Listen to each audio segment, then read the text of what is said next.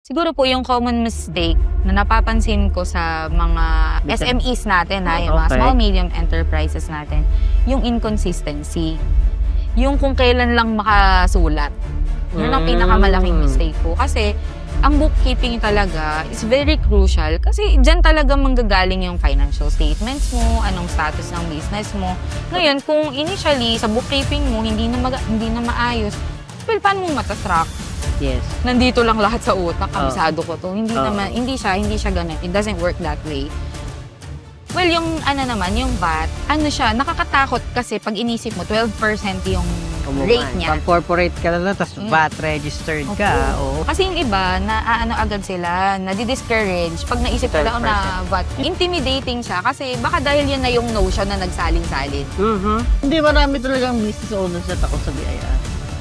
Maraming compliances yan outside, sa government. Yes. Tapos ma-miss out mo ng penalties. It could put a toll on your business pagka wala kang alam.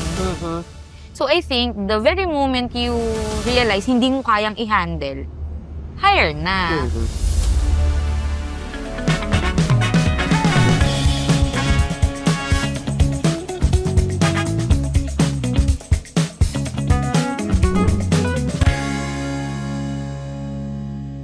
Welcome to the 14th episode ng Treehouse Podcast. Ako nga pala si Kowi. Wala si Sir Bong, ako si Chit.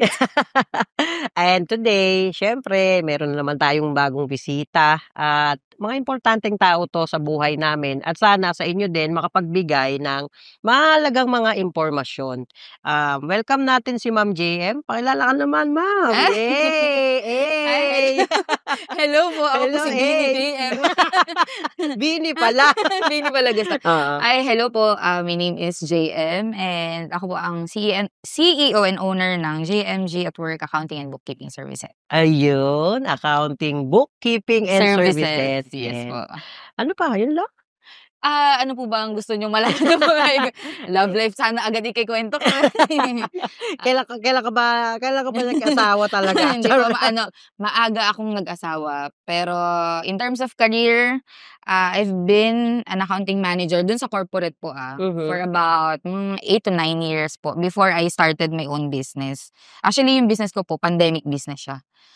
I started. Pinanganak din yung business mo ng pandemic. Kasi yung business po namin ay I think naging in demand siya, in relevant during the time na online ng lahat. So, dun po siya nag-start. So, since medyo on and off na dahil nasa construction firm ako before, yun yung corporate job ko. Ang hirap kasi nung isa-swab ka every time. Papasok ka.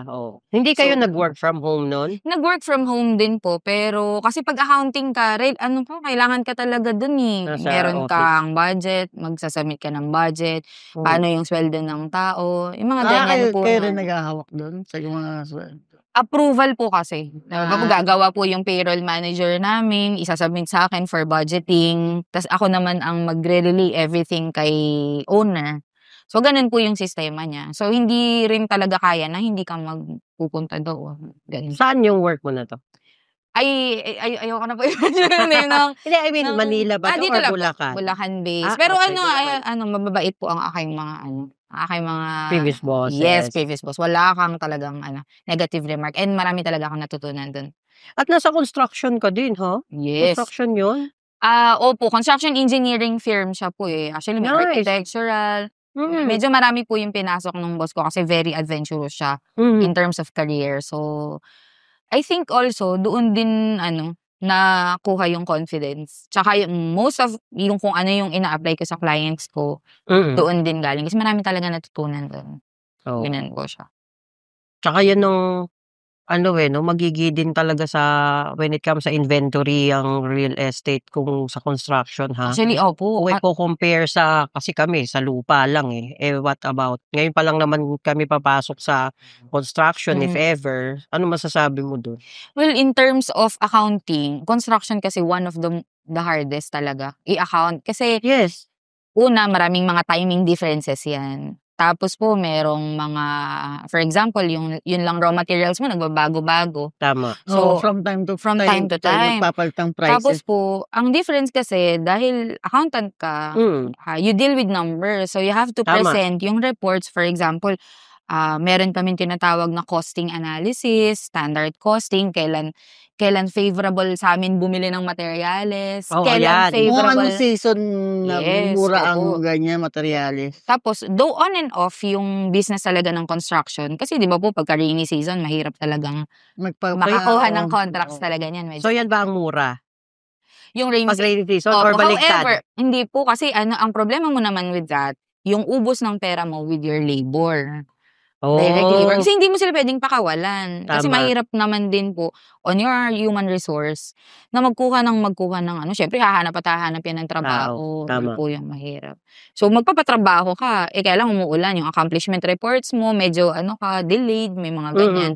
Which, malaki yung impact. Pagdating po sa kung may profit margin kang ine-expect sa dulo-dulo, syempre may impact yun. Kaya ang construction talaga, fluctuating talaga siya na business. Okay. Fluctuating. Mahirap sa tax, mahirap din in terms of Parang hindi yung mahirap sa tax. Kasi po yung mga client namin na construction, parang gigil din talaga pag kinakausap Parang ako. lahat naman mahirap pag sa tax. Well, Parang walang madaling sa very well said. Parang ganun po yung mahirap naman din. Oo. Ganun po talaga. Kaya yan nga ang pag-uusapan natin ngayon. Huwag ka na naman magalit. Baka galit si ma'am. Di pa ako galit. Hindi pa ba? Okay. Pero paano ka napasok dyan sa mo? Paano from yung sinasabi mo kanina na 8 to 9 years na experience is solo ka? Paano? When? How did you decide? Na mag-solo. Oo. Dahil ba kasi office mo bago lang yun. Bago Pandemic na lang, or paano mo napagdesisyonan? Anong kwento nun? Kasi po 'di ba, I've been doing my corporate job kasi isang company lang po 'yun eh. Oo. Maalaga naman din po yung company. Ngayon, again, dahil pandemic baby nga po yung aming business. Nagkaroon po yan nag-start siya na meron pong mga inquiries dun sa mga kakilala, mga friends ko na online sellers. Actually, nagkaroon po yung BIR nun ng memo na lahat ng online sellers kailangan registered na sa BIR. Dahil kilala nila na medyo may may mas alam nito. So marami ako naging inquiries. Tapos it started dun sa isang kumare ko na sagmare patulong naman. So nag-start siya ng isa. Itong online sellers, they have groups eh. Tama. Meron silang network. Yes. So, ang nangyari, si kumare ay nag-refer. Okay. So, dun po siya nag-start. Hanggang sa na-realize namin ng husband ko, daddy, parang kinikita naman na natin yung sweldo natin. Yes. Parang a few months lang, gano'n na po eh. Kasi ibig sabihin, medyo in demand siya talaga. Yes. At that time. Tapos, sabi po namin, decide na kami talaga na nag-solo kami. Pero work from home lang din kami. So, yung business namin, talaga siya, homed siya, sa bahay lang talaga. Dito lang po kami nag-office eh. Medyo mahirap na din talagang i-maintain yung files, tapos kailangan na rin talaga ng assistance. So, siya, pandemic baby. Pandemic baby. Pandemic. Dami talagang, alam mo, yun nga, sasabihin ko ulit, I said this before, na yes, maraming medyo naging nung pandemic, kasi diba maraming namatayan, but after, kasabay naman nun, kasabay naman nun is marami ring na-reborn. Yes. Just like us, yan, si Treehouse, although post-pandemic naman na yan na born, pero yung pagbe-business, pandemic talaga. So, may share ka ba na question ka, Ma'am Chit? Ha? Sabihin ko, wag Hindi, pero sa ngayon, may share ka ba na pinaka-memorable na experience mo? Ako, sa mga na-handle mo since pandemic? Ako naman, matagal ko lang tinatanong sa sarili ko to eh. Bakit may mga accountant na kunyari, binabayad mo yung, binabayad mo yung mga, bakit may mga nangunguha ng pera na ninanakaw po. I think yan yung isa sa mga pagkakamali ng owners. Kasi po kami, when we enter into contract, we make sure na merong kaming separation of duties ni owner. Okay. Kasi po, ang ginagawa ko, I always explain na hindi kami kumukuha ng pera na apart from our retainer's fee. So, dapat pagka nagbi-business ka talaga, you know how to pay your taxes. Ikaw. Tama, Kasi tama. po yung iba din, ang nangyayari, walang documents. Tapos ay sabihin lang ni accountant, may babayaran kang ganito, bigay naman. Wala ring So sa dulo-dulo, pag may hinahanap mo na ng resibo, wala na. Oo. I think masama si accountant on that part, pero meron ding negligence on May the part obligation din of kasi the si owner. owner, Oo, no? kailangan talaga may presence of mind ka. Pagka nagnenegosyo ka, kailangan involve ka talaga. So, yun, yung simpleng follow-up lang, nasan yung resibo. We do, ang ginagawa po kasi namin, when we pay taxes for our clients, kung kaya naman ng bulsa namin, nagpapaluwal, saka namin sinisingil. So, mas mas transparent, mas may integrity ka doon, mas safe. honest ka doon, mas safe din on your client end. Pero meron talaga po na fly by night. Ibig sabihin, Wala na sila sa gabi. literal na lumipad. Pagbigay mo ng pera ngayong umaga, wala na sila sa gabi. Hindi mo Oo. na makokontak. Actually, sa lahat ng clients namin, siguro mga more than 50% of that, Galing doon. galing po doon. Kasi daming kung hindi ka nga lang pinakilala ni Boss Bong, mismo last time na sabi niya may marerecommend ako kasi nag-offer ka yata ng services sa kanya na. Tama Alam ba? ko po, nung may binili akong property kay Sir Bong. Okay, oo. Tapos, nalaman niya na yun ang business ko. Oh, Tapos kasi okay. po kakilala niya yung mga pinsan ko na basta pang agents din. Okay. Tapos, kaya po siguro natandaan niya na meron kakilala si Ate Rox po nun. Tapos si Ate Rox po yung Nag-refer. Akala ko dito rin galing. Sa kabila? Hindi. Hindi naman. May question pa ako. Ano sa palagay mo yung nangyari sa DB Mart? Ayoko ba sabihin? Wala po akong alam sa kanilang Hindi, Bakit ba natin-disclose yun? Bakit nagsara? Baka maano tayo. Bakit kaya nagsara? Pero ang bali-balita, wala po tayong fact check doon, ay mayors yata or meron silang something na hindi na-comply. Kasi po 'di ba isasara ka talaga. Posibleng taxes, which most likely iyon, kaya sila nagsara. Alam niyo naman po dito sa Pinas, very mahigpit pagdating sa requirements. Pero pag meron ka rin naman kailangan tulong, hirap ka naman ding mag-call out sa mga mababash tayo pagka sinabi nila. Hindi naman natin alam ang nangyari talaga. Ito naman ay kwentuhan lang. Wala po tayong idea. Alam ko kasi Chismis lang po natin yan. Pag may kailangan, go nang go, pero ang higpit sa permit. Ay, hindi ko po kilala yan kung sino man po yan. Mag-talk. Lahat naman may experience naman natin talaga yan. So, may ba, Ma'am JM? May share ka ba na memorable experience nga? Wala na ako sa question ko eh. Memorable experience? Siguro po yung mga, maraming memorable kasi normally, pag pinuntahan ka ng client, may problema yun eh. Kaya siya pumupunta sa'yo. So, maraming memorable. Minsan, may problema na tsaka pa lang sila maghahanap ng services. Tama. Pag na-question na. So, wala silang preparation in terms of their accounting ganyan, yung compliances nila. Pero, ang pinaka-memorable, I think, na medyo abnormal, yun nga pong mga clients na gising sila sa gabi. Yung tatawag sila kung kailan ka mamamahinga. Yan po yung kaya po ang tawag namin dyan. Well, totoo naman po na dinedecline na namin sila after ng isang kontrata. Kasi, medyo disrespectful on our end na kailangan kasi mag-set ka talaga ng boundaries mo eh.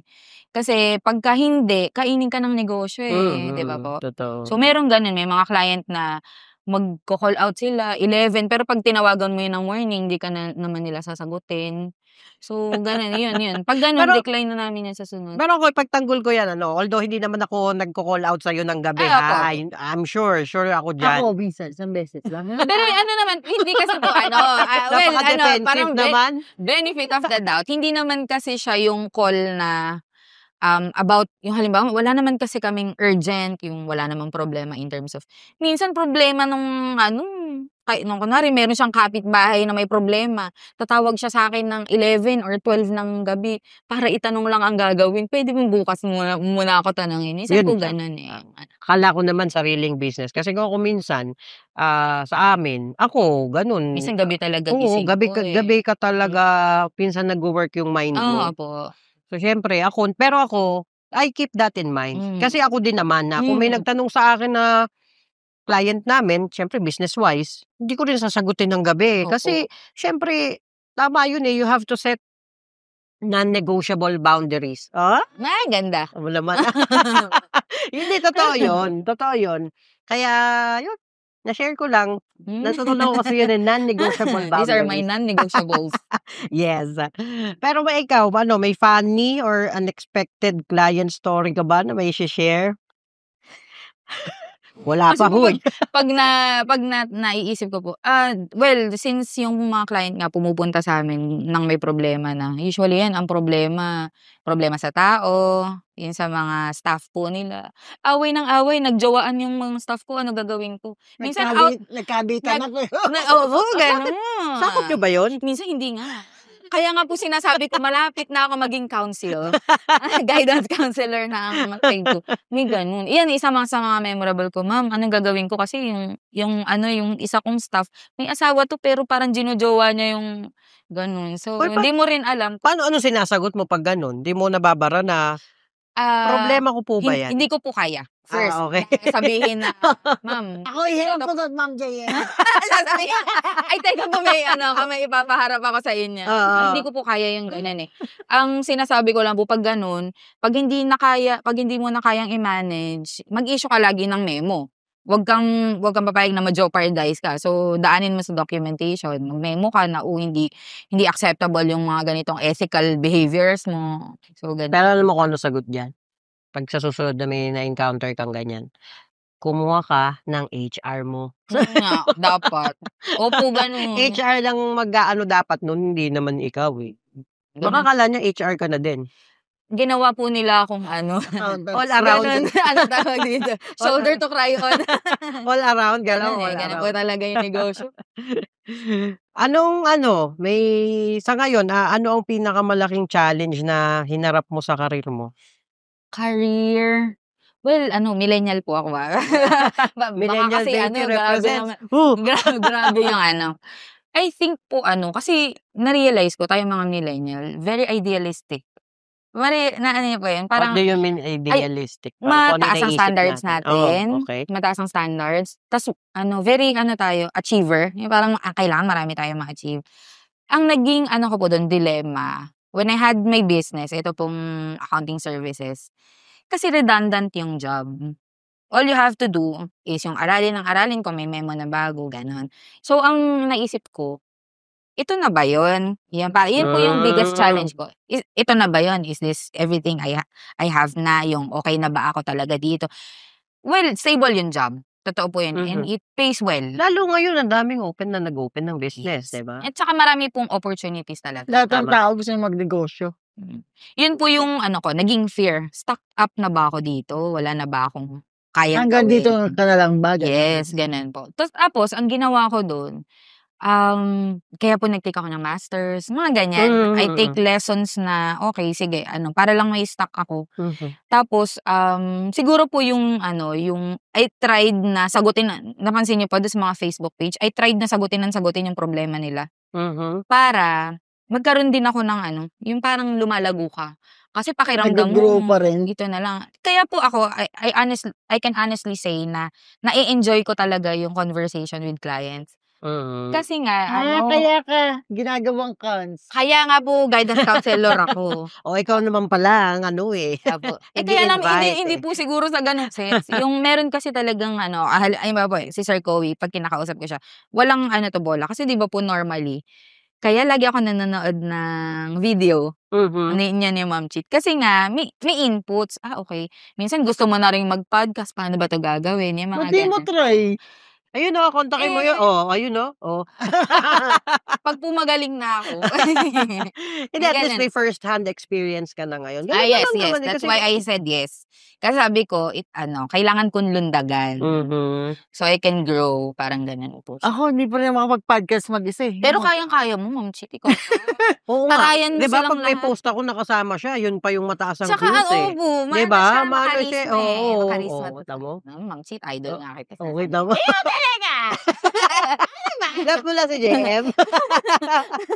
Sabi ko, papalitan ko po kasi si Sir Bong. Wala ka dito. Charing. Ayaw niya nga kasi. Pero makarisma po siya sa cam. Di ba?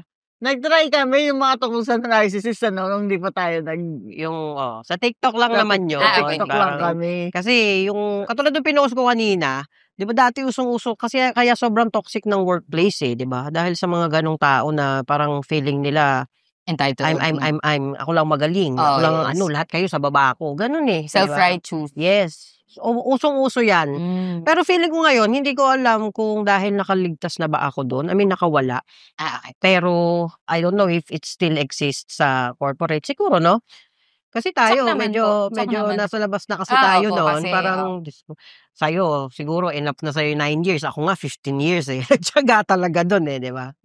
So, anyway, yun nga. Pero, speaking, kung halimbawa na hindi bookkeeping or accounting ang tinayo mo na business, ano si Ma'am JM ngayon? Singer. Charing. Ay, oo nga, ganun. Sampot! Hindi ba? Ay, maganda mo. Hindi po. Talaga? Kailan mo narinig? Video okay nagpupo siya. Hindi ba? Tapos niya. Ano tawag dito? Siguro po, kasi alam niyo po, truth dito, wala akong idea na mag-accounting. Meron akong speech isang beses sa school. So, ginawa akong guest speaker. Tapos, ang speech ko doon, kasi po nung high school ako, engineering talaga yung supposedly course ko. Kasi yung mga parents ko, mga karpintero, ganyan, mga tito-tito. So, ina-expect nila mag-i-engineering ako. Kaya lang, hindi naman talaga ako ganun kagaling sa math. Well, hindi ko siya favorite. Kaya ko siya gusto kasi yun na rin yung mga kaklase ko ganun. Kasi mga kaklase ko, Gumaya ka nun. ito parang. Tapos okay ang engineering ng BSU. Siyempre, yun lang din. Yun ang specialty nila. Engineering talaga. Tapos nung, okay na po, nakapasa na for enrollment. Feeling ko talaga, parang hindi talaga kaya ng powers ko. Parang babagsak ako pagka nag-engineering ako.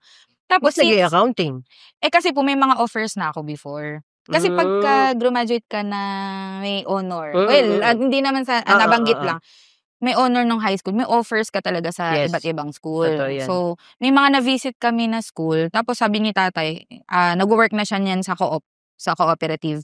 O di try mo na lang mag-accounting, parang commerce nga daw. Commerce siya before yung tawag sa kanya. So, ganun. Kaya nung pinasok ko yung accountancy, wala rin akong idea kung anong pala yun. Hindi mo naisip na it's all about math? Wala po. Tapos sabi ko na lang, siguro naman hindi ganun ka-math to kumpara dun sa engineering na parang Kasi, makwento ko lang, si tita, yan ang gusto ipakuha sa akin noong una. My God! Diyos ko, Lord! Pero honestly po, ang accountancy, pagka hindi siya mama siya in a sense na, syempre numbers ka. Pero, yung sabihin niyo po, kagaya sa engineering na formula, hindi. It's more of analysis talaga. Ang problema mo sa accounting, hindi mo alam yung problema. Ganun siya. Maglalatag siya kayo ng scenario. Parang wala namang mali dito. Bakit mo kami hahanapan na ganun? Yun ang difference po with accounting. Kaya, hindi ka naman makakapag-decide nang wala kang theoretical background. So, it's more of theories and application. Ganun yung yan. Yun yung mas mahirap sa kanya. Kaya, CPA... Kinikilabutan ako sa math. Pang matalino talaga usapan to. Kaya yung mga babies mo din, puro mga may honor, no? Grabe. Thank you, Lord. Nakikita ba yung mga babies nito? Pag nagpo-post, si Den, pamilya ata ng numero to no? So, nakakaalam, kapatid niya po yung isa sa staff namin, finance officer, si Denver, yan. Yes. Bakit mo pinasok si Denver? Para po may mautusan. May mautusan ako dito, charing. Hindi, kasi hasana yan turo na yan sa akin. Madali nang ituro. Ayaw mo pa nga ipasok nag-aalangan ka pa nga Oo, nagawa. Bakit? Nag-aalangan ka talaga? Noong that time. Bakit? Sinabi naman niyo Bakit? Po? Kasi po, hindi ako sanay na nagre-refer. Isa yun. Tapos, syempre siya kasi iba ang accounting. Malaki yung responsibilidad niya sa kumpanya. So, hindi ka rin pwedeng petics. Well, ang good thing about it, malaki talaga growth mo kung medyo malayo yung malaki yung growth mo dito kasi marami ka talaga matututunan. Matututunan, yes. Yun po yung kaya lang, will ng Lord na dito mapasok tapos nagfo-flourish naman, maganda naman din yung Tingin mo nagfo-flourish naman siya. Ay, sana Kasi ako naman po. nakita ko Flores kasi bagong kulay. para stress na stress Libre kasi pa ang siya. kanyang hairdo. Edi, kahit ako dito ako, pag Siyempre naman. Pag nakikita naman namin pag well taken masipag. cared of. Talaga. Kasi alam naman nila yung duties and responsibilities nila. So, Yes. ayun. So, yun na nga. Speaking, hindi mo na-answer yung kanina na Kung kasi hindi, na, kung na, hindi na, ako hindi, na ano mo ang nauna tawag ko kwento ko. dito, hindi, kasi kay Denver nabanggit mo yung dito siya magpo-flourish. Parang kanina nabanggit mo na natanong mo din sa sarili mo na hanggang dito na lang ba, puro ba Yes. ganito? Pero ngayon ba sa tingin mo nalampasan mo na ba yon? I think so. I would like to think so po. Kasi, na-realize ko, ang accounting, nung nag-step up ako, ang accounting pala, hindi siya, like yung my business ko, hindi pala siya more so ng compliance lang. I realized na ang market ko pala, ay yung mga tao, yung problema talaga ng tao. Yan siya. It's more of consultancy. Hindi ka pala tax specialist lang or you're good with computing yung mga ganito. Kundi, you can, parang siya, nag-vary from clients to clients. Pero, ang denominator niya, common denominator niya po, is that, nako-consult sila. Meron kang advisory services sa kanila. So, I think yun po yung pinakamalaking leap nung career. Parang kasi ikaw parang isa ka sa parang magiging nagiging susi sa pagre-resolve ng problema katulad Yes. nung sa amin, 'di ba? Napakalaking bagay na I'm sure, napakalaking bagay na alam ko na alam mo yung ginagawa mo. And talagang pag sumagot ka sa akin, 'di ba, pag nagtanong is may explanation ka naman talaga. In which yun din kasi ang hinahanap ko. Kasi ako naman gusto ko rin matuto, Yes, 'di ba? yes. Kailangan hindi tayo madamot sa ganun. Pero bakit Siyam ang nakalagay sa bat sa amin? Siyam na ba yun? Income tayo, bat Tax type. Oo. Bakit mo walang tax type? Iba-iba po kasi ang pinanggagalingan ng tax ng tao. na hanggang ngayon, litong-lito talaga ako. Di-differentiate ba tayo ng tax dito? Oo, sige nga. Ang tax types nyo po ay 4. 4 lang ba? Parang Siyam ang bilang ko. Kasi may Shampoo. level siya. May level. May level pa. Withholding tax, ang taxes nyo, expanded withholding tax and compensation. May income tax kayo, tsaka yung very famous na VAT. Yun talagang nagpapaiyak Hindi sa atin. hindi ba pwedeng lagpasan yung VAT na yan? Hindi po pwede kasi baka tayo ang lagpasan ng gobyerno. Dapat Huwag na nga kayo dyan. May letter na nga eh. Ano ba yung letter na yun? Hindi ko natanggap yun. May love letter na nga tayo eh. Pero sige, punta tayo sa professional aspect ni Ma'am JM kasi alam naman natin na sa viewers natin is yung mga natututunan nila. And syempre at the same time tayo din. Yes. And so ano isa dito, itong question, ano ang pinaka-common na pagkakamali ng business owners pagdating sa bookkeeping? Yan, ganda ng question, Sige po. Para lang din po may context sila, no? Para ma-discuss. Ang bookkeeping kasi is basically yung keeping mo ng records mo. Yes. So I think one of the most Wait, keeping ng records like Yes. cash in, cash in, out. everything. Lahat po ng transaction ng business. Okay. Well, yung iba, yun ang interpretation yung cash in, cash out. Pero actually, meron kang mga transactions ng mga non-cash items. For example, itong mga assets mo. Okay. Nagde-depreciate to. We have to Yes. record it sa book. Pero hindi lahat aware na may ganon. Na may depreciation expense na tinatawag, ganyan. Yung mga ganon po na simple. Tapos, siguro po yung common mistake na napapansin ko sa mga, especially sa mga SMEs natin, yung mga Okay. small, medium enterprises natin, yung inconsistency. Yung kung kailan lang makasulat. Yun ang pinakamalaking mistake po. Kasi, ang bookkeeping talaga is very crucial kasi dyan talaga manggagaling yung financial statements mo, anong status ng business mo. Ngayon, kung initially sa bookkeeping mo hindi na maayos, well, paano mo matatrack? Yes. nandito lang lahat sa utak, Oo. kabisado ko 'to. Hindi naman, Oo. hindi siya gano'n. It doesn't work that way. Kailangan talaga maging consistent ka. Halimbawa, you set aside time to write Mhm. or at least make sure organized yung resibo mo, expenses mo, yan, importante expenses. Para din namo-monitor mo kung saan ba akong expense sobra na. 'Di ba po? Yung Eh, mga paano gano'ng yun? ano. Yung ibang resibo, 'di ba? Yung iba, ipababangga na dun sa VAT. Yes. Yung non-VAT, may silbi ba yun Yes na po. resibo? Opo. Saan? Sa income tax, I think. Ang ina-ask ni Ma'am Cheat, lumundag siya sa ano, sa paano yung filing ng VAT. Para lang po ano, kasi tayong mga, parang for context po, ang business owners can be classified to VAT registered taxpayers, tapos And then yung Non-VAT. non-VAT. registered. Yung non-VAT po, sila po yung mga taxpayers na hindi lumalagpas ng 3 million yung sales within a year. Mhm. So, basically, they are micro businesses. Micro-businesses, Opo, oo. ganun yung tawag sa kanila ngayon eh. Oo. Tapos yung mga 3M to 20M, parang may level na sila, Oo. small na yung tawag. So, Oo. ang difference po with non-VAT, una muna non-VAT, yung in terms of business tax, directly na 3% sila sa gross, ang tax rate nila. Okay. Yun. Parang may 8% pa yata. Different yun. 8% is another form of filing naman nung income tax mo. Ganito po siya, 'di ba po? Kasi 'di ba? Nagsisimula ba? Sumasakit na yung ulo ko Okay. Actually, yung 8% is also type ng non-VAT. Ang difference, pagka Okay. non-VAT ka po kasi, tas pinili mo, well, there's two options. Mhm. Yung non-VAT na nagbabayad ng percentage tax, which is 3% plus income tax. So, dalawa yung filing mo ng tax. Percentage tax for business tax and yung income tax mo. Okay. Yung another form of non-VAT is yung 8% na non-VAT. Okay. Yung 8%, wala kang Income tax. wala kang percentage 8%. tax doon. Okay. Direct na 8% of your gross yun. Less deductions lang po na 250,000, which is our threshold right now. So, ibig sabihin, pag nagko-compute ka po nung non-VAT na yun, halimbawa may sales ka na 100,000, 500,000 let's say, may allowable tayo na deduction which is at most na 250,000. So, yung after nun, 500 minus 250, yung 250, yun yung subject Yun yung- to 8%. Okay. May Yan po ganun yun. siya. So sa non-VAT registered users, alin ang mas okay? Yung 3% or yung 8?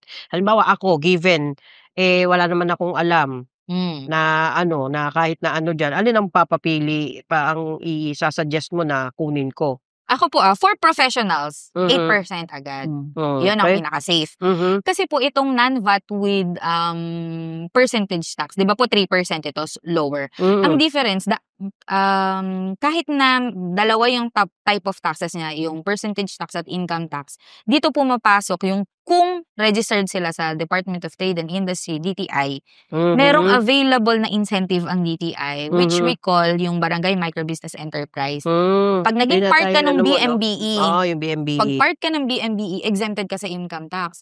So, definitely, ang babayaran mo lang 3%. 3%. Yes, ganun siya. Okay. So, favorable sa'yo on your end. So, Yung ganun. pinasok ko yun sa Food Panda dati, no? Ganun. Yun yung difference niya po. Well, yung naman, yung VAT, siya, nakakatakot kasi pag inisip mo, 12% yung rate niya. Pag corporate ka na tapos Mm. VAT registered ka, Opo. oo. Corporate, 12%. Well, even yung mga mga individual taxpayers na more than 3 million, VAT yun automatically. Ang difference lang naman po, pagka VAT, meron kang option ng input VAT. Yung tinatawag natin na, for example, your expenses are vatable also. Ibig sabihin, bumili ka sa mga supplier na VAT registered Na din. VAT registered din. Nagbabangga Yes. siya. Oo, So, oo. technically, pwedeng sa dulo-dulo nun, smaller pa yung babayaran mo compared dun sa VAT, sa non-VAT registered na 3%. Mhm. Dahil may kabangga ka. Oo. So, yun po yung Kasi yung iba, agad sila, nadi-discourage pag naisip nila na VAT. Hindi, marami talagang business owners na takot sa BIR. BIR, tsaka Promise sa talaga. taxes. Yes. Po kasi siguro, well, intimidating siya kasi baka dahil yan na yung notion na nagsalin-salin. Mhm. Pero Tama. I think, pagka nagko-comply ka naman, like, itong Treehouse, very compliant, no? Kasi, kung nag-aalaga niyan. Siyempre. Well, ganun po. Pag very Paano wala pa lang katapusan? Ma'am Cheat. Ma'am Cheat, may ba, Ma'am Cheat? Ganun po. Oo. So, pag very compliant ka naman and you try to understand and you are with the right people na kayang mag-offer ng services, kahit papaano naman talaga nali-lift up yung mga worry mo na ganyan. Kasi Tama. na-e-explain sa'yo. Mhm. Tapos hindi siguro yun din yung nagiging discouragement sa iba kasi walang nag-e-explain kasi po 'di ba? Kaya nga Kasi nagkaroon ng mahirap naman talaga ngayon lang ine-explain mo nahihilo na ako, eh. mahirap intindihin po, Mahirap eh. yung maintindihin hanggang ngayon, hindi ko masyadong mag-gets, eh. 'Di ba? So alam niyo na, i-ano ko lang yung context ng VAT sa non-VAT kasi para sa amin, I think good nga si VAT kasi say for example, kung makikipag-transact kami sa isa supplier na Yes. may VAT din. So, dahil may resibo siya ipapakita na VAT din, ito mai-a-out namin sa expenses Yes. kasi 'di ba normally, especially, example lang 'to as employees, yung mga sumasahod na matataas is 'di ba, sweldo muna minus tax. Ay tama ba? Sorry. Sweldo muna, tapos, tax, tapos kung ano yung matira, yun ang magiging sahod Yes, nila. opo. Unlike kapag may business ka and VAT registered ka, is that's the reason why we can do like mag-check-in sa hotel. Yung iba kasi hindi nila naiintindihan yun, eh, 'di ba, na at least yung transaction natin is if they are VAT registered, pwede nating ibangga sa expenses Yes. sa As long as they were opisina. business related, Kasi Yes. talaga namang part ng mga expenses din yung mga ganyang representations Oo. especially sa mga ganitong negosyo na marami kang kausap. Yes. Oo, Paano sa kung halimbawa meeting, Yes, coffee. yes. meeting. Walang Oo. katapusang meeting. Basta As long as ano, siya, we are That- compliant dun sa meron kasi pong mga ganyan na, allowable lang, we comply talaga dun sa mga gano'n. Allowable, ito lang yung portion na allowable, yung mga gano'n po. But still, we can exhaust yung mga benefits na makukuha natin talaga dun sa Tama. mga expenses na gano'n. Kaya we encourage, 'pag VAT ka, VAT din yung suppliers mo. Oo, tama. Alam mo na, Kaya- Eb, ha?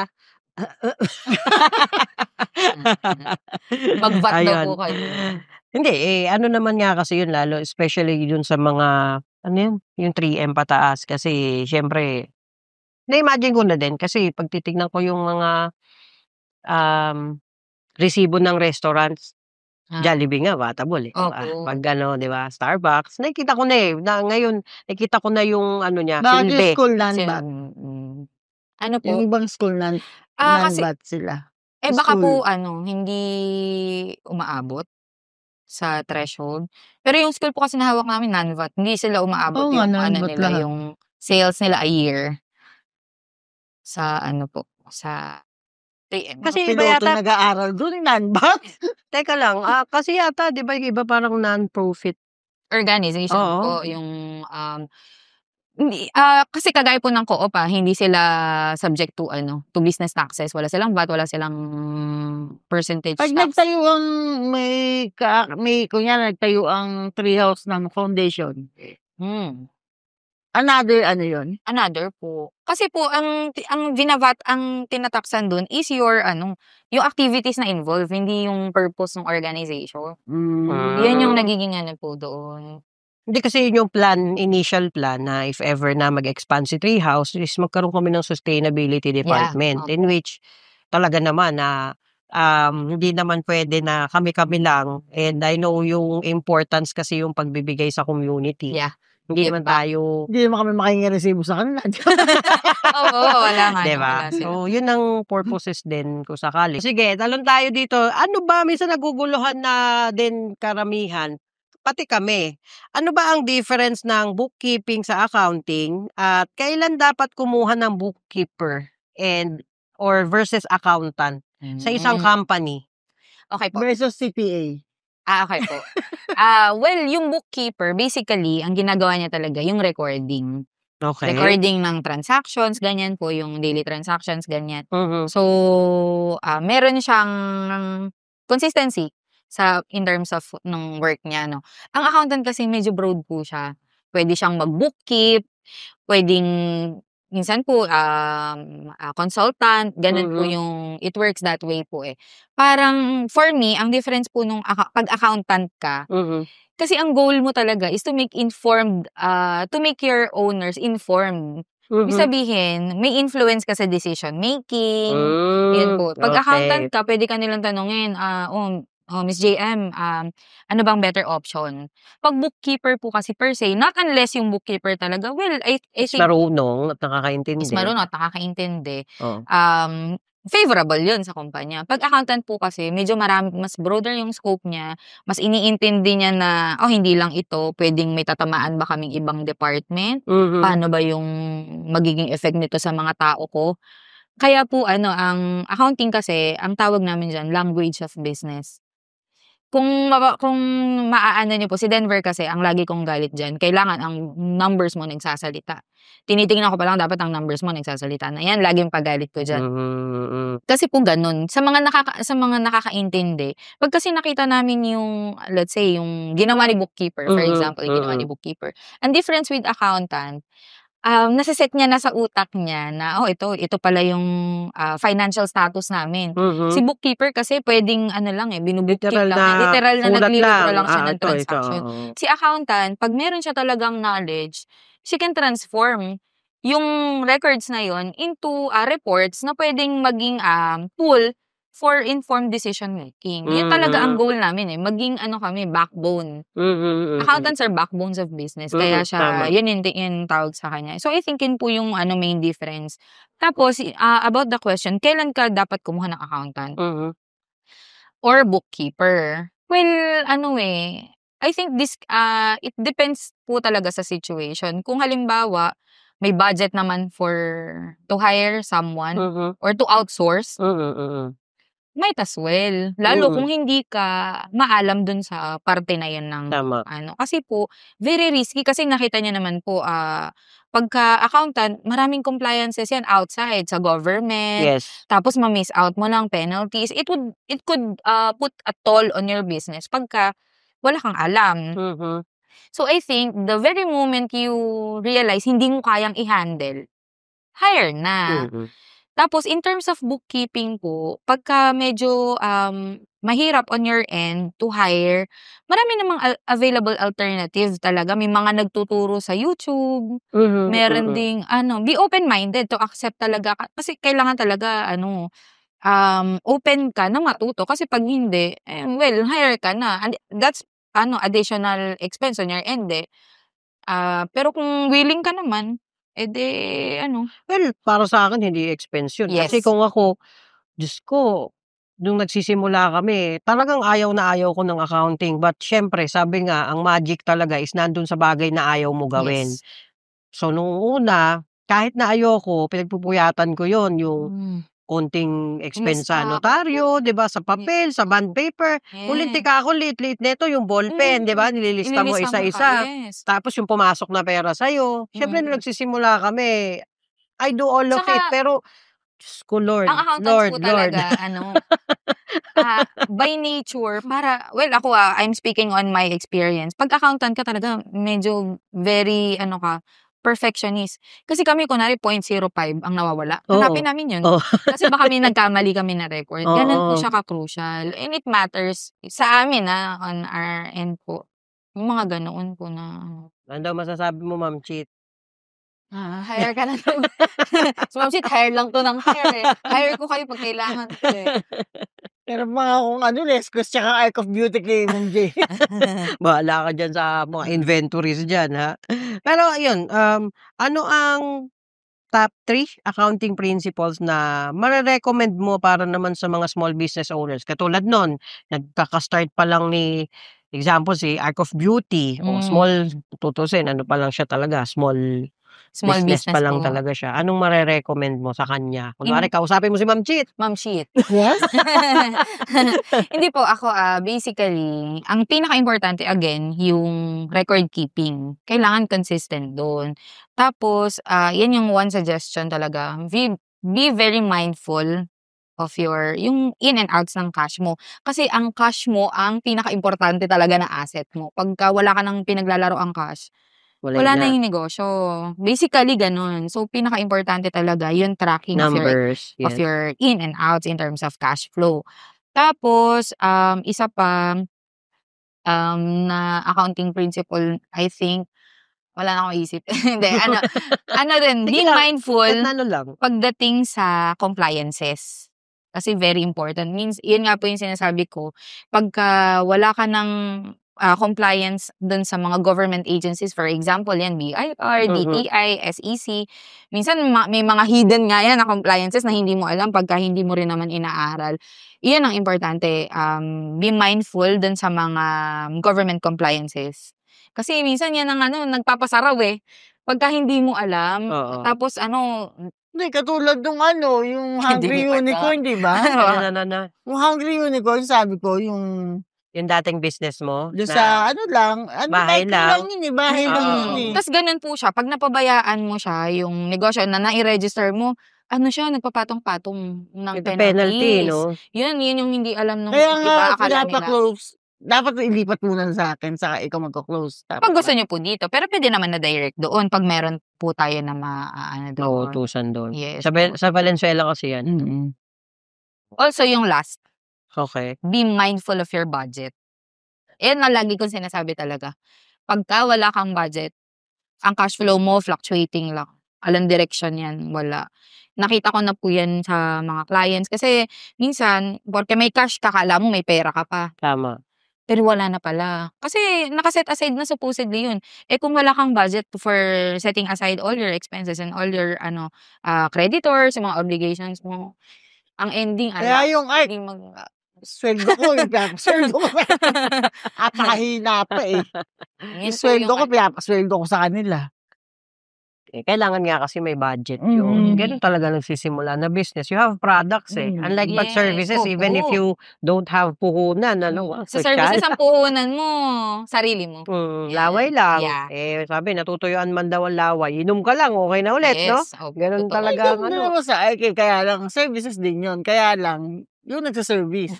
Nagsaservice mo. Hindi, kailangan din ng product nun kasi with the machines and all. Yeah. Diba? Kaya dapat talaga may budget. Yes. Okay. Yan. Makinig ka daw kay Ma'am JM about dun Cash flow. Cash flow. Mag-record. Mag-budget. Cash flow. Ito, next question. Paano, ito, alam ko sagot nito. Actually, naintindihan ko siya nung nag-apply na kami ng loan. But, okay. magandang sagutin natin in general. Paano nakakatulong ang maayos na bookkeeping sa pagkuha ng loans or investors? Ano masasabi mo dyan? Paano nakakatulong? Well, again, ang bookkeeping, initially, yung bookkeeping kasi nga po ay recording ng ating transactions. So, bookkeeping per se, hindi. But bookkeeping, yung good bookkeeping can transform into reliable financial reports. Yun yung difference niya.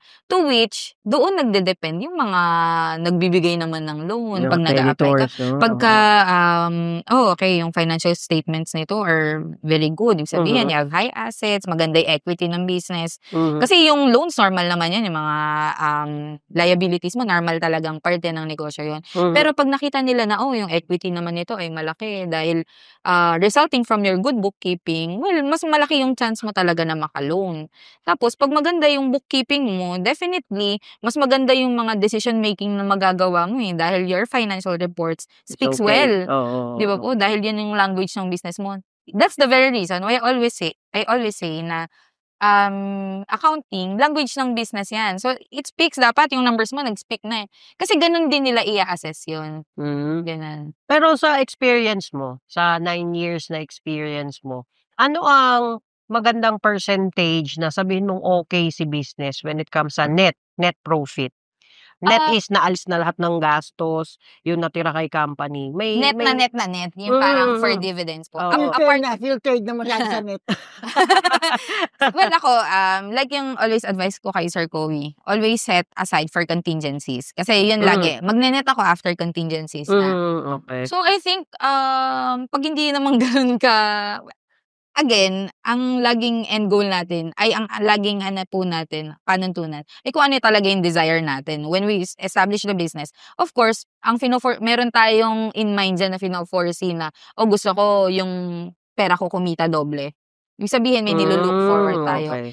Well, again, kung apart from telling na ito ay discretionary, sabihin, it depends dun sa desire mo or na kitain, ako, I can say, pagka kumikita yung negosyo, net of everything ng 20% more, that's good. Okay, no? Yes, I think po.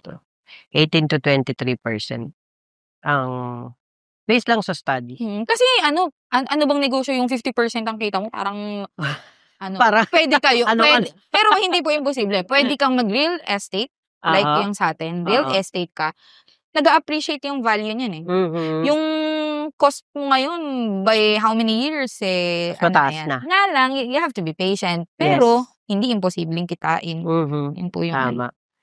At yun din nakikita ng iba. At saka Yes. sobrang akala lang din nila mahirap ang real estate, pero para din talaga 'to sa mga simple-minded. Of course, siyempre kailangan talaga ng accounting dahil Very tedious. tedious. Maraming in and outs din talaga, eh, 'no? Oo. Akala nila gano'n din, malaki kita, pero Maraming di nila accounting alam. kasi maraming humihingi ng lagay, eh. Hoy! Hoy! Ayun na naman tayo, eh. Uy, eto yung podcast parang puro lagay yung pinag-usapan dito, ha? Hindi. Ano naman yan, parang kasama talaga sa buhay yun. Ganun talaga. So, eto may next question pa tayo. May legal requirements ba sa bookkeeping na madalas nakakalimutan ng business owners? Okay. Well, dito po sa bansa, we have BIR. Sa BIR, we are mandated to have our books of accounts. Sabi sabihin, these are registered books kung saan sinusulat natin yung mga transactions ng business. So, ito yung legal. Kasi we have to apply this, register yung ating books. Tapos, itong books naman na to ay pwedeng subject for audit. Pagka merong call for audit ang BIR, ito yung mga ipine-present natin. So, ang kailangan lang natin gawin ay to regularly maintain yung ating books of accounts. Tapos kailangan, ang ruling din niya, nasa principal place of business siya all the time. Ganun po. Nakabahan ako, yung mga libro ko, ang laman, Nay, naku po. Patay tayo dyan. Patay tayo dyan, mahuhuli to. Kasi hard din ng kahit bookkeeping man lang, diyan si Ma'am JM, eh. Uy, Kailangan magte-train. Kailangan may may matrain Oo, doon. may matitrain Kaya dapat. Ma'am Chito, hugot ako doon. Oo nga. Hugot ka, akong bahala. Humugat ka na sa tao ko. Oo, ibig na natutulog sila doon pag walang ginagawa. Baka may nakanganga doon. Doon na siyang umanga sa Hindi totoo. Sila rin. May mga si Dara, I think pwede naman doon. Ngayon. So yun, ano ang pinaka-importanteng financial habit na dapat gawin ng isang negosyante para maging stable ang negosyo niya? Financial habit. Well, para sa akin po pinaka-importante talaga yung yung presence of mind mo sa cash flow. Kasi pag alam mo yung cash flow mo, kaya mong mag-budget, which is very, very crucial, yung budget. Meron din actually tinatawag na budget accounting. Kung familiar po kayo sa variance analysis, Hindi kami mag-iinom. ganito. Ikaw na Meron po tayong tinatawag na, well, lang to, sana tama yung recall ko. Yung variance analysis po, chine-check niya kung yung budget mo allotted this, for example, a particular month, Okay. for this particular month, ay sumobra o hindi doon sa actual. So, yung variance analysis, chine-check niya sang parte ng budget mo nagkakaroon ng fluctuation. Tapos, ginagamit yung analysis na yun to check, okay, dito pala pwede kaming, yung adjustment, yung proper adjustment po sa susunod. Na okay, dapat yung budget pala namin more on this part, ganun. Tapos, again, yung saan nga nag-fluctuate. So, yan yung I think, pinaka-importanting financial habit dapat. You know your cash flow mindfully. Tapos, you set aside your budget para alam mo na agad kung sa dulo-dulo ba may kita pa ako. And then, meron kang may limit ka. Ito lang din yung expenses na pwede kong gastusin. Kasi ito lang din yung budget namin for this month. Ngayon, anong reason bakit ako mag-e-exceed dito? Kaya tayo nag-variance analysis. Or anong reason? Bakit parang, nakasave ako ng konti this month? So, importante po yun. Kasi malaking impact yun in terms of your decision making sa, do I still have money for another investment? Yan, yung mga ganun pong factor. Kasi kami din na nausip yan. Pag may Kasi nakitang po, lupa, tira ng tira. Sige, bili lang ng bili. Gano'n. Yan. Kala mo dahil pambili. Pag parang hayok na hayok sa lupa eh. Hayok na hayok eh. Oo, shopping ng lupa eh. Ako na tagawat sa mga yan. Ayaw paawat, Ma'am Hindi, Char. kaya nga importante na talagang may nag-act as finance officer, 'di ba? Kasi katulad ko, kami ni Boss Bong, tira lang ng tira, eh. Tagaawat, parang tagaawat Oo, po kailangan siya. may tagaawat Ayan. talaga. Kasi pag hindi kasi po mindful dun sa, yun nga, sa cash flow and budget talaga ng company, yung efficiency din ng Ngayon, operation nagtatanong na siya. Dati hindi nagtatanong talagang yan. bibili. Talagang bibili. May budget pa tayo. Ngayon, Eh, nagtatanong na siya. nadala, eh. Yan talaga minsan may mga bagay na Mahal ini-experience. Oo. matuto. Ayan ang ano ko din, eh, mahal May matuto, mga bagay eh. na Question, ini-experience mo muna, eh. Ma'am JM, yung sa Les Quest Production, Okay. kunyari may gustong mag-sponsor, Invest po. hindi, mag-sponsor kami sa Spend event. sa Magbibigay kami ng resibo sa kanya kung gusto niya or paano ba? Depende po sa nature talaga ng transaction. Well, kung donation lang siya, deed of donation. Ah, So, hindi kailangang may resibo. Hindi po kailangan na resibo. Okay. Pero Kasi kung halimbawa, business-wise, ako, si Treehouse, magbibigay ako sa kanya ng halimbawa, magpe-pledge ako ng 100K. as So, kailangan as Sponsor. sponsorship. Pero kasi po, di syempre, ba? parang, di ba, event yun.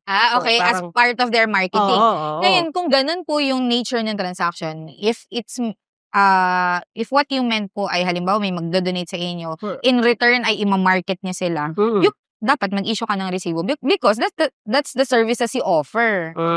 Basic, di ba, yun po yung nature. Pero kung wala naman silang intention Pag to wala lang, pag tao lang to, magbibigay lang ng 200. Wala, donate, hindi naman. iba po siya. Opo. Business-wise lang talaga. Opo. Kasi yun yung services na Yes. Kasi ino-offer niya. yes, Tama. opo. Tapos may isa pa nga ang question. Ang dami yung question. Charing. Siyempre, sorry na. Kasi, Di ba? Sinamantala daw. nandito ko na rin naman. Di ba, Palabas nga joke nung isang libro. Marami palang notes. Hindi, kasi ito, lagi namin na-encounter. Okay po. So, there are buyers na nagtatanong na, may resibo ba kayo? Yes, So, opo. sabi ko, syempre, may Of course, resibo kami, opo. of course. But, katulad nun, may na-encounter kami dahil sa TikTok and sa Google and sa Facebook, lumabas tong parang naging viral to na kapag 3 million pababa yung bibili na property is not subject to VAT or VAT. But kapag 3 million, sabihin mo 3 million 1, di ba? Ganun. 3 million pataas is subject na siya sa VAT. So itong particular na scenario na to, binibili lang niya is like 1M. Sabihin natin, example yon 1M. So, ang inaano niya, di ba sabi, dapat hindi kami subject sa VAT. Yeah. Kasi on our computation na binigay, is talagang may 12% na VAT. Yes. Kaya umabot siya ng 1M. Yes. So, kung tutusin, kung wala yung 12% na yon, I believe ang ano lang niya is around, siguro, 900, sabihin mo na ganun, more or less, ganyan. So, yun ang question niya. So, kaya, di ba, remember, tinanong ko na sa'yo. Na-discuss po natin to one Oo, time. na ganun ba? Kasi baka mamaya, mali Yes, kami yes. ng interpretation. Yes, so, anong masasabi mo doon? Like dun sa conversation po natin. Oo, coming sa professional perspective. Kasi po, when you're selling something, for example, sa real estate, kasi nasa real estate business tayo, selling properties, kahit na hindi siya for example, one particular property binebenta mo ng less than 3M. Okay. But nasa ordinary course of business mo siya. Okay. So these are your assets na talagang binebenta mo. Inventory mo ito eh. Okay. So definitely, susunod yan sa kung anong registration ng business. Kung VAT talaga na babayaran. So regardless, yes, diba? Opo. Kasi inventory mo siya na Sino binebenta kaya mo. naka-invento nun? Ba't di na nagtanggal yung capital gain kung walang 3 million? Di ba? Oo. Ba't di na tinatanggal yung capital gain tax? Hindi nga, kasi capital gain tax is because the property appreciated di ba? Yes. So, say for example, yun nga, yung capital gain tax na 6%. Oo, 6% plus 1.5. Plus 1.5 document tax, DS, diba? 7.5 So, na yun. bale, May 1.5 7.5%. Depende pa yun. Kung nasa Valenzuela ka, mas mataas. Oo, depende pa sa location. Pero yun nga, para for the sake of our viewers din, na talagang may relate natin sa properties, is para maliwanagan on a professional perspective, is kami, kahit na dahil nagbebenta kami ng lupa and VAT registered kami, kahit na sabihin mo na 10,000 lang yung property, is subject talaga siya for 12% tax. Tama po ba? Tama po. Okay. Para lang naiintindihan din ng iba. Again, para alam nila, this is your ordinary course of business. Yes. Inventories nyo itong ibinibenta nyo. At hindi nyo naman pwedeng salayin ng inventory nyo na, ito VAT, ito non-VAT. Because you are VAT registered. Yes, ayun. Para malinaw lang sa lahat. Kasi 'pag nakakarinig sila sa universal Hindi, minsan po din kasi sa TikTok, universal kung ano-ano din talaga Hindi kasi merong merong talagang broker. Since she is a broker and Ay, may alam yung sa sinend niyo po property, sa akin, oo, 'no? na 'di ba, na, bakit dapat ito broker na nagsabi na dapat hindi kami subject for VAT or VAT.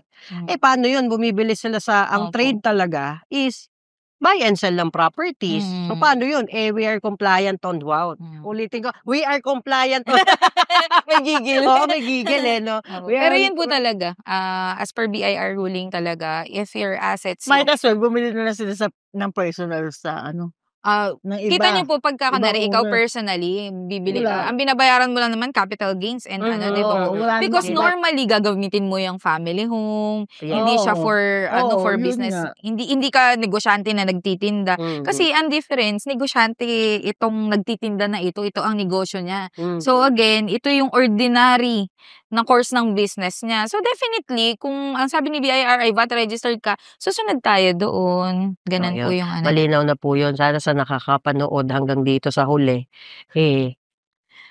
pinanood. kasi nahihirapan ako mag-explain. Explain, Siyempre yung iba ang tingin sa'min, "Ay hindi, inaano niyo lang 'yan, kasi" ini-impose, hindi oo, binabayad din. And for correction, hindi nila kinukuha ang 12%, hindi kinukuha ng kumpanya. Just to to let you know, ang 12% po ay levied sa end user talaga. Ibig sabihin, sila talaga ang nagte-take, nagsho-shoulders dapat noon dahil ang duty lang ni yung seller is to remit it to BIR. Ang ginagawa po namin, hindi po namin kinukuha yun. Hindi po kinukuha ni Tio yung 12%. Hindi po niya kita yun. Kasi Oo. binabayad din po niya yun sa BIR. Naku, kung alam niyo po yung remittance namin, ay nire-remit po namin. Naintindihan niyo na! Yung 12%. Galit ka ba? Tigas ang ulo. Ayun. Ako yun lang ang gusto kong palinawan kay Ma'am JM. Kaya ko siya in-invite dito. Yung 12% lang. Yun lang pala, TikTok na lang ako mag-isa.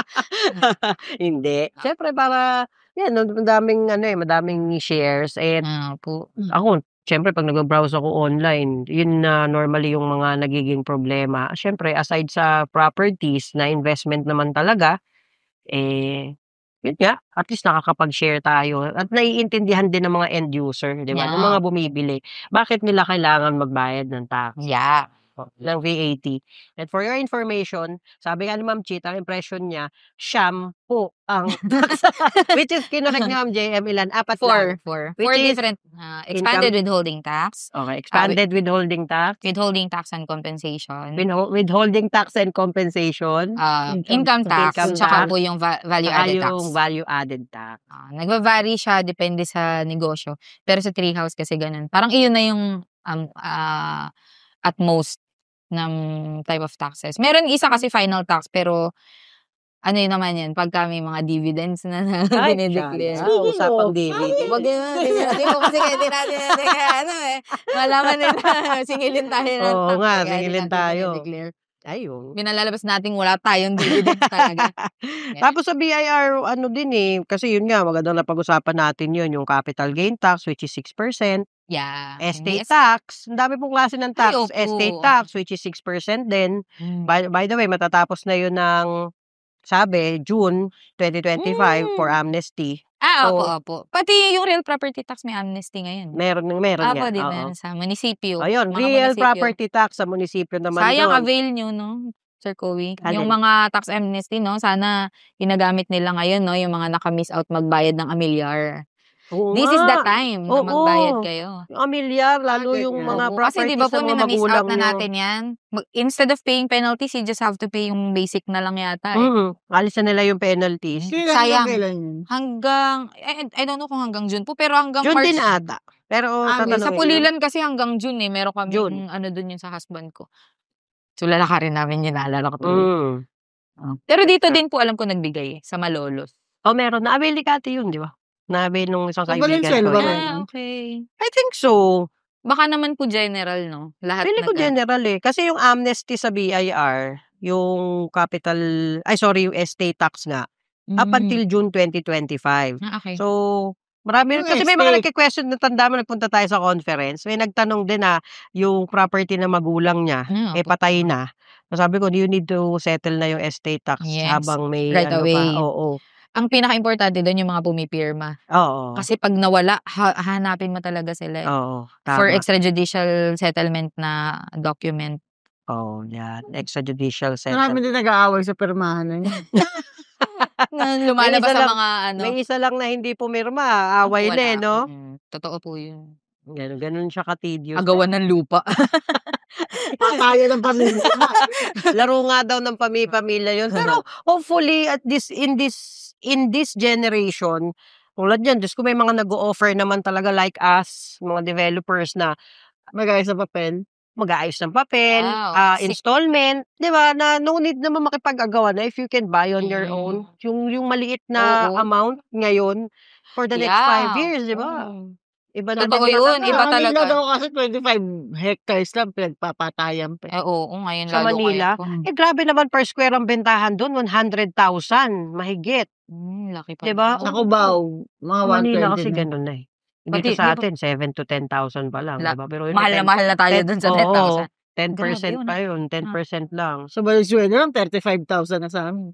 Kaya siguro patok din Subway. kondo dun eh. Ha? Kaya po siguro patok din ang kondo sa Manila, no? Oo. Pero ngayon, dahil natututo na nga yung mga tao, nagbibili Sa yan na sa lupa mga na. probinsya. Oo. Kasi pag nakikita mo yung ibang vlogger, pag nagpapatayo sila. Pero kami ganun din eh. Dapat yun ang cravings natin ngayon, bumili ng lupa. Lupa. Pagka may onting ipon Investment ka, bili mo naman, na. no? Tapos na tayo sa kotse-kotse day, sobrang Oo. traffic na eh. May investment naman. Ganyan. Tsaka health is wealth. Yun. Lakad Totoo. mo na. Totoo yun.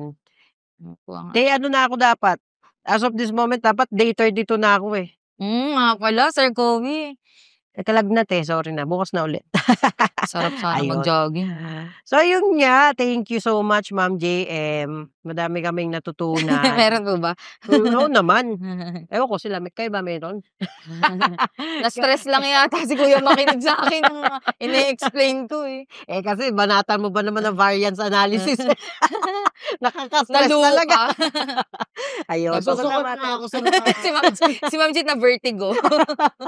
Ayun. Salamat, Ma'am JM, sa Okay time lang mo. po. Alam ko, napaka-busy mo, lalo tax season. Tax season? Opo. Tapos na eh. Oo. Gumagapang pa rin kami. Gapang pa din. Kailan yan? Hanggang April? April 15 po ang deadline for individual taxpayers sa filing ng ITR. April 13 for corporation. Ay, sorry Pero- nabanggit mo kasi yan, so naalala ko. Individual taxpayers. May question ako. Okay. Last na to, Okay po. promise. So, halimbawa may agent kami. Okay po. Tapos, sila agents is, di ba, isa-subject namin for tax. Yeah. Opo. So, hinga namin sila ng TIN number. Mhm. Do they need to issue us a receipt? Dapat. Okay. Dapat. Because kukuha They din offer- sila. Opo. ayan nga yung Nagbibigay ba option si- na sinasabi ko lagi eh. Oh, yun. Pero nagbibigay ba si BIR na halimbawa kumuha sila ng TIN, tapos Yes. magpapagawa sila ng resibo? Or do they need They need to register as agents talaga. pwede yun. Opo, pwede. Para makakuha sila ng resibo. Yes. Oo, Yung- basta kung per ano po- booklet yun, di ba 10 pieces, 10 booklets agad yun, Opo. matic. Ano naman, depende. Gusto mo, 100 booklet agad pagawa mo. Kasi pati ka before, maubusan. before kasi, di ba kami lahat nag-shoulder. Opo. Pero dahil masakit na yung compliance. Ay, tsaka It's- ano po it's about time. tulong din sa Hindi na naman government. nila matatanggap yan. Pero Ah, dapat. Hindi na naman nila matatanggap yung ganyang... Yung gano'n na pa-register. Oo. Kasi, Dapat. syempre, lilipat sila sa ibang real estate. Iko-compare na naman ulit dito. Sabihin, hindi na sila okay. Dati okay sila. Maka 30% lang, bibigay na agad nila. Ngayon, alam mo yun, may mga Pero tao alam niyo talaga po- hindi changes, di matanggapin. Meron ganun, hindi talaga nakaka-adapt ng changes. Pero alam nyo, pagka gusto mo magtagal sa negosyo, Yes. gagawin mo yung legal eh. Gagawin mo talaga, magko-comply ka. Kasi ito yung negosyo mo. You're building for yourself. Kung gusto mo to na maging going concern basis at maging fulfilling yung results mo. Hindi naging kampante rin yung ibang agents namin, sa totoo. Hindi sa naging kampante. I think they were just not informed. Di rin Baka naman po walang kami- proper oo. explanation. Actually, tingnan niyo po yung benefits ha. Once registered ka, may legitimacy ka eh. 'Di ba po? Nag-i-issue to ng resibo. So definitely, nagre-report din to sa BIR. Isang isang decent people naman tayo. I mean, kung ito yung legal, sunod ka. Kasi minsan, paano pag hinabol na kayo ng mga nagbebenta sa Facebook? Lalo Yes. ngayon may monitoring. Paano 'pag hinabol kayo nagpo-post ka, hindi ka naman rehistrado o di kaya 'di ba isang beses ka lang soplahin ng client, "O rehistrado ka ba?" Minsan ganyan yung tinatanong, Oo. "Rehistradong agent ka ba?" Ala kang mai-present ng documentation Oo, kasi at least wala talaga. Hmm. Ngayon kung iiwasan mo siya always, wala na. Eh, di ending na ng career mo pagka Tama. gano'n. So, kailangan ngayon Yes. mag-register na Also, sila. beneficial siya dun sa mga ano mo din, sa mga like for example, Treehouse, kumpanya 'to, eh. Formal company ito na hindi naman tao-tao lang. Mhm. So, also, kailangan natin nung mga resibo to validate yung ating mga kini-claim na expenses. Ngayon kung wala naman tayong makuha sa iba, anong benefit nun for us? So, Additional expense. non-VAT It's din. okay na non-VAT as long as ma-claim yung expense kasi we cannot claim yung expenses na hindi properly documented, walang source document na valid or wala silang OR na niresibo, we cannot claim, eh. Kasi i-di-disallow lang yun. Mm. Ganun po Paano yung sa palengke? Ay isa pang ano yun. Ano, 'di ba? Kaya yung iba po, kaya po siguro din nila binild up yung option ng optional standard deduction. Meron kasing ganun, eh. Yung Mhm. instead of supplying resibo or showing them your itemized expenses, merong option si BIR na 'pag nagfa-file ka ng income tax, ang ginagamit ay optional standard deduction, which Mhm. is 40% of your gross. 'Pag gano'n, you don't have to Ah. present anything na well, Yan kailangan yan pala yan yata yung sinasabi ni attorney na ano, na parang 'pag inano mo na, parang tinanggap mo na lang na 40% of everything, yun na yun ano? yes. Opo, gano'n na siya. Tsaka by Okey. experience hindi siya masyadong auditable gawa ng yun na yung Yun na pinakalis yun na at nga yung kini-claim mo, eh, 40% oo, lang. oo. Normally 40% ng gross ng kita opo, mo for bibigay example mo sa BIR? hindi po, for example 100,000 yung, 'di ba normally po 100,000 na sales. Ang pag-compute ng income tax, para mabawasan yung tax mo sa dulo magbabangga ka ng expenses mo, so Mm. ilalatag mo lahat ng expenses mo. Yung 40% na OSD po, instead na maglatag ka ng expense, ina-allow ka ni BIR na, "Oh, sige yung 40% niyan, expense mo na." So, ang tataksan nila yung 60% na lang. So, dun na lang. Yan po yung benefit ng OSD. Okey. Ano, yun yung usual ginagamit namin for ano, Puwede ba namin gamitin SMEs. yun? Hindi po Charot hindi lang. siya ano, hindi siya Charot lang. ganun, hindi siya advisable sa inyo po kasi ang layo ng disparity ng expenses, malaki talaga expenses natin. Mm. Ay, oo, malaki. Question naman yun, 'di ba? Okey, Oh, yun lang. ayun. Thank you, Ma'am JM. Salamat Welcome ng po. madami sa'yo, Ma'am JM. Yes po. Sa susunod ba, magpa-podcast ka na din, kukunin mo na din sila? Nakakatakot po yung dami ng equipment. Parang nakakalula. Nakakaaliw nga, eh, 'di ba? Tinitingnan ko nga po Kaya gaano ba bet na bet kadaming ko, eh. ilaw, parang ano, eh. Ayan, thank you so much at sana sa mga nakakapanood nito, eh, meron din ulit kayong natutunan. Yes. Yun naman ang lagi nating goal, si Treehouse nagpa-podcast para nagse-share din tayo ng mga information, general information. Yes. Pero masasabi ko talaga ngayon, in almost 3 years ng aalaga sa business na 'to is no process na one size fits all, 'di ba? Yes. Ang dami 'no, Opo. tulad nun yung non-VAT may Non-VAT. 2 uri pa pala. Yung sa Inuuri din ng inuuri din pala 'to, mga hinayupak na 'to. May Class utak S na, na ano? mga ano. Oo. Pero talino ng gumawa ng mga ano sa BIR. Galing no? po. Grabe Walang 'no? ligtas, eh. Hindi ka makakalusot. Walang ligtas. Ayun na nga, maraming salamat sa follower namin at dahil ilan tayo sa Facebook? Parang 8,000 na 'no, mahigit. 8,000 mahigit na yung followers namin sa Treehouse. Maraming salamat po. And hopefully episode 40 na namin 'to. Tapos na yung season 1, may season 2 tayo. Tutulungan tayo nila Eb. Wow, may season 2. Nagtatumbling na sila dun. And then ano lang kasi may season 2 siya, eh. And then maraming salamat po sa tumatangkilik palagi sa Treehouse Real Estate and Ventures, pati sa podcast namin. Meron din po kaming Spotify, YouTube, para mapanood nyo yung long form, lahat tong video na to. We would suggest go to YouTube or Spotify. And we also have our community, Treehouse Real Estate and Ventures Community. Hindi ko pa siya nabubuhay, malapit na. Basta join lang kayo doon, I'll approve once we're ready. Yon. So, yun, thank you so much, Ma'am JM. Maraming salamat. Ha? Wala po akong Ay, oo nga. Ma'am JM, meron kang sige, mag-ano ka. Ano, JM, hindi ko kabisado, eh. Sige.